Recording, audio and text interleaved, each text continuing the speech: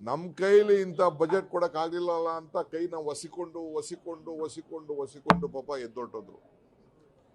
ರಾಜ್ಯದ ಇತಿಹಾಸದಲ್ಲಿ ನಾನು 89ರಿಂದ ಅಸೆಂಬ್ಲಿ ಇದ್ದೀನಿ. 89ರಿಂದ ಅಸೆಂಬ್ಲಿಲಿ ಸತತವಾಗಿದ್ದೀನಿ. ಎಷ್ಟು ವರ್ಷ ಬಜೆಟ್? 35 ವರ್ಷ ಬಜೆಟ್ ನೋಡಿದ್ದೀನಿ.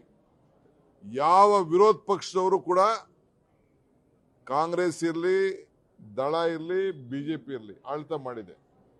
ಯಾರು ಕೂಡ ಈ ರೀತಿ ಬಜೆಟ್ ಅವಮಾನ ಮಾಡಿ ಹೋಗ್ಲಿಲ್ಲ.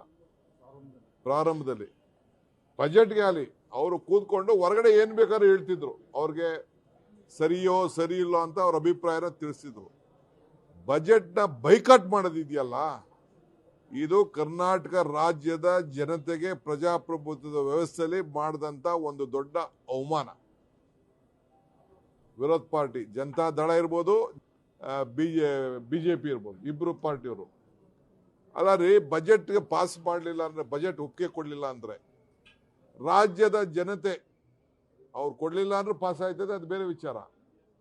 ಯಾರಿಗೆ ಸಂಬಳ ಕೊಡಬೇಕು, ಯಾರು ಸರ್ಕಾರಿ ನೌಕರಿಗೆ ಸಂಬಳ ಕೊಡಬೇಕು, ಯಾವ ಜನರಿಗೆ, ನನ್ನ ತಾಯಂದಿರಿಗೆ 2,000 ರೂಪಾಯಿ ಗೃಹಲಕ್ಷ್ಮಿ, ಯಾರಿಗೆ ಅನ್ನಭಾಗ್ಯಕ್ಕೆ 10 kg ಅನ್ನಭಾಗ್ಯಕ್ಕೆ ದುಡ್ಡು ಕೊಡಬೇಕು, ಪ್ರತಿಯೊಬ್ಬರಿಗೂ ಉಚಿತವಾಗಿ ಗೃಹ ಜ್ಯೋತಿಲಿ ಮನೆಗೆ ವಿದ್ಯುತ್ ಶಕ್ತಿ ಕೊಡಬೇಕು, ಯಾರು ನನ್ನ ತಾಯಂದಿರು ಎಲ್ಲ ದೇವಸ್ಥಾನಕ್ಕೆ, ಮದುವೆಗೆ, ಕೆಲಸಕ್ಕೆ ಎಲ್ಲ ಕಡೆ ಫ್ರೀಯಾಗಿ ಬಸ್ಸಲ್ಲಿ ಓಡಾಡ್ತಾ ಇದ್ದಾರೆ,